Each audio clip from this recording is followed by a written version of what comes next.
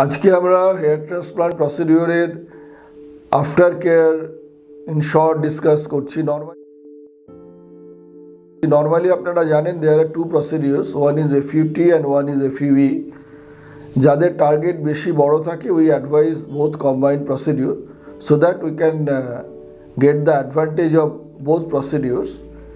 FUE-তে স্ক্যাল্পটা শেভ করতে হয়, যেহেতু অনেকটা বড় এরিয়া থেকে পাঞ্চগুলো করা হয়। আর FUT-তে শেভ করতে হয় না, শুধু 1 ইঞ্চ এরিয়া হেয়ার কাট করলেই হয়ে যায়, এবং যে ভেরি ফাইন স্কার্প থাকে দ্যাট ইজ নট ভিজিবল, তার যে সুচার থাকে ওটা নর্মালি স্নান করতে করতে বাই 2 to 3 উইকস টাইমে পড়ে যায়। ওটা অ্যাবজর্বেবল স্টিচেস আজকাল দেওয়া হয়। Result in both cases is very good. পরের দিন থেকেই পেশেন্ট বা তার 2 দিন পরের থেকে রেগুলার স্নান করতে শুরু করে।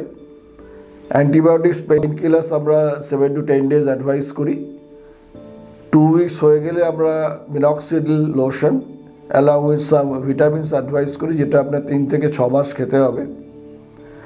আর তার সাথে অ্যান্টি ড্যান্ড্রাফ শ্যাম্পু দেওয়া হয়।